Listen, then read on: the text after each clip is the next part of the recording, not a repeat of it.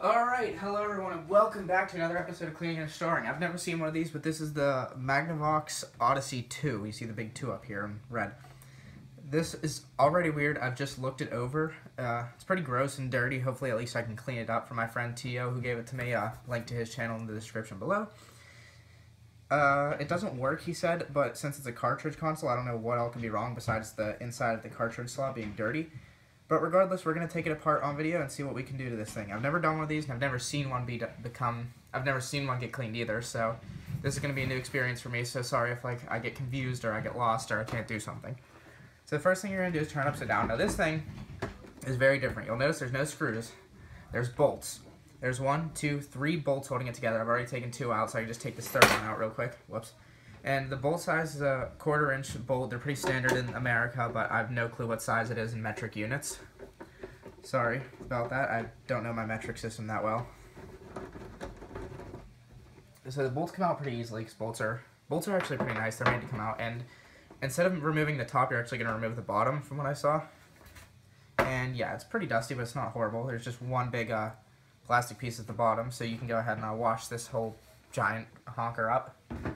And so now you're left with something like this. Now, it looks like this is held together pretty sturdy, actually. There's bolts holding it together. There's 2 right here. I hope these are the same size. Yes, they are. So let's go ahead and remove these 2 bolts on the main board right here real quick. And you're going to have... I would separate these just in case. It looks like they're all the same size, but I'm not 100% sure. This is also called a socket, by the way, if you don't know what they are. You can use a ratchet or... There's a bunch of different things you can use to remove bolts. It's not like screws where you need a specific screwdriver type. So let's see if this comes off. I'm sure it's going to be wired and all kind of messy things. Yeah, that's what I figured. There's just bolts and everything holding it together. So we're going to remove... There's a bunch of bolts right here. There's 1 here. There's 1 right here and 1 right here. And on the other side, there's 2 on here. I'm going to go ahead... I'm going to go around and remove all those so I can get through to the next part.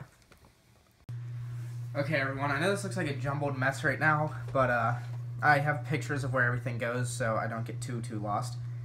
But to make a very long story short, this is hardwired to the top piece of plastic. So what you're going to have to do is spot clean the top piece of plastic, meaning use Q-tips and wet things, whatever you need to do to get it clean, but you can't just throw it in water because you won't be able to remove the electronic pieces from it.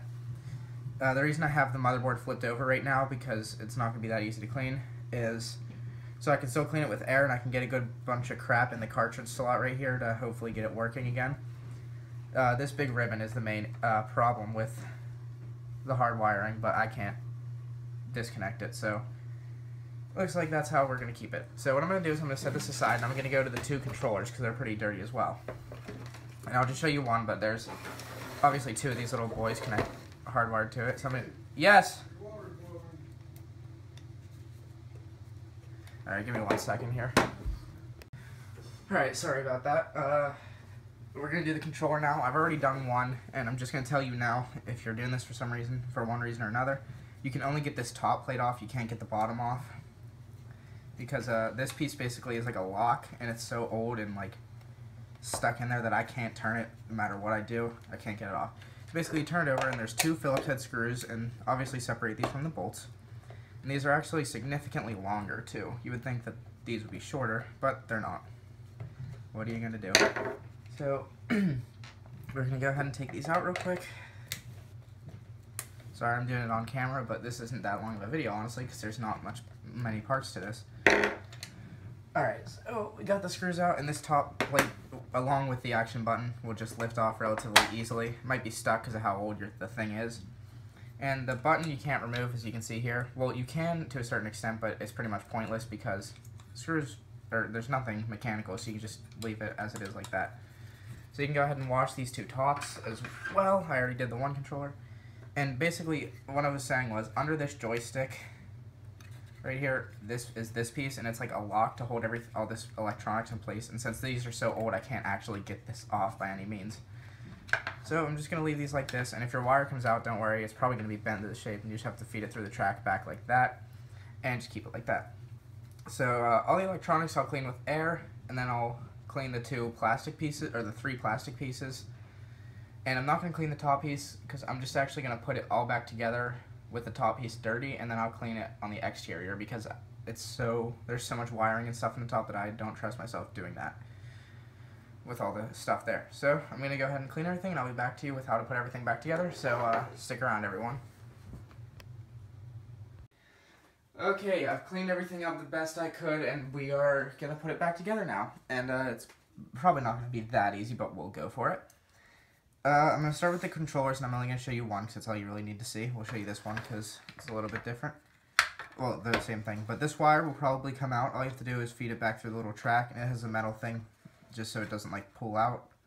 But the wire's so old it's going to be bent into the exact spot that it was in, so you can just set it down like that. It'll probably pop out, but it's not that big of a deal.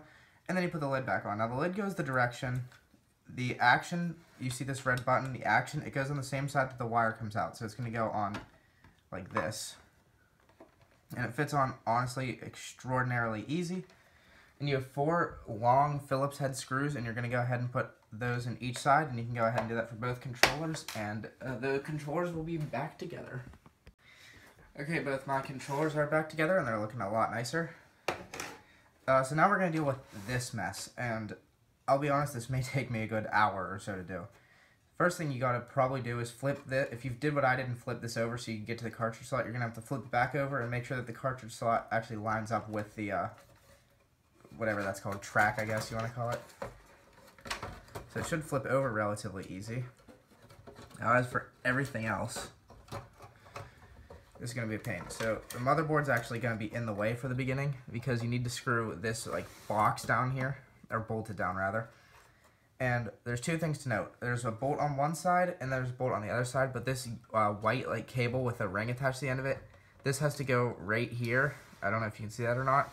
It has to go right here so the bolt feeds through and holds both of these in place. So I'm going to go ahead and put those 2 bolts in, and then I'll show you guys from there.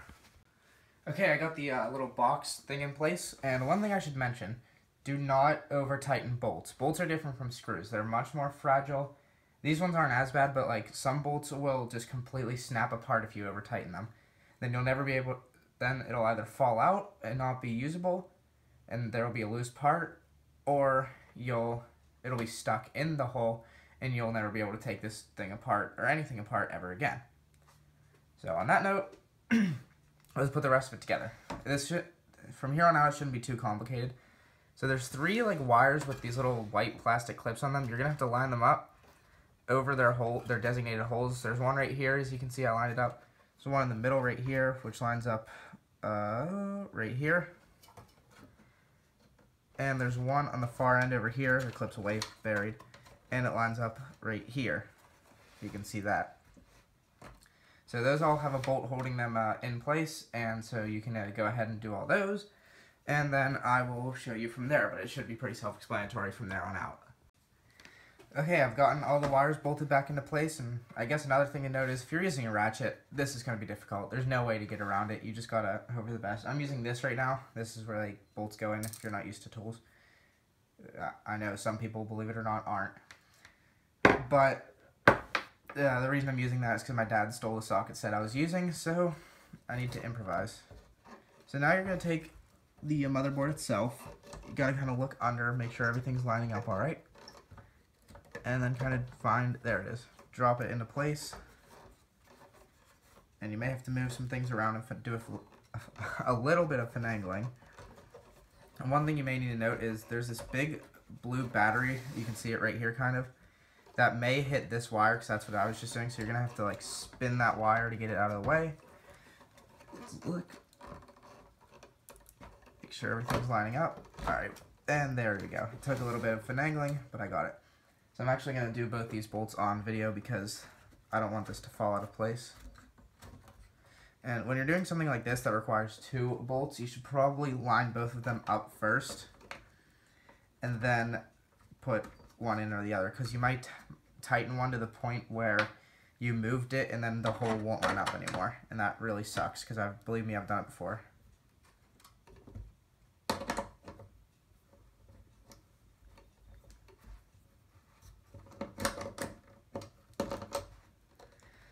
Alright, so now that that's screwed or bolted, whatever you want to say, back in place, you can tuck this white wire back down because you want to make sure it's out of the way, along with these two tiny wires right here, or three tiny wires rather. You want to make sure they're out of the way.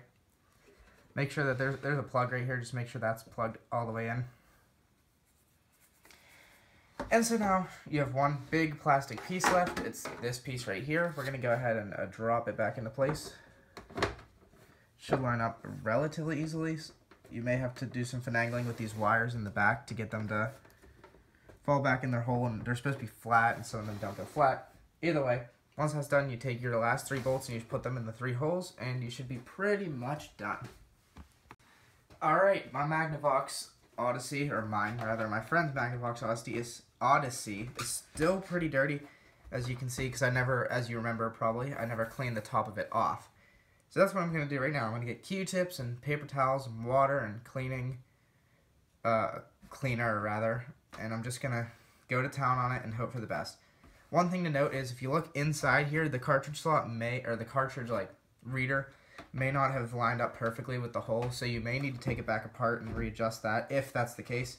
Mine, it's kind of turned, but I put a game in and it still fits, so I don't think I need to worry about it.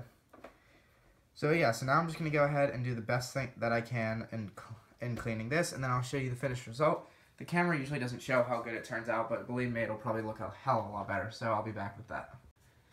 Alright everyone, this is the finished product. Here are the controllers. Everything is pretty nice. I'm not sure if it works or not, but I won't be testing it on video. As for scuffs, I wanted to say this. If you have scuffs on yours like mine does, or did rather, the biggest thing that I would say to do is use the Mr. Clean's Magic Eraser. Now, you're probably wondering how to do that because normally you want to use that when the plastic is wet.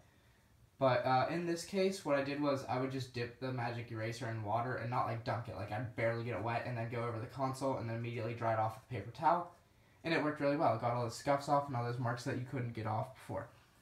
So I'd like to thank everyone for watching. This was more difficult, but I got it done, and hopefully you guys can use this too to restore yours. So thank you for watching, and leave a like or a subscribe.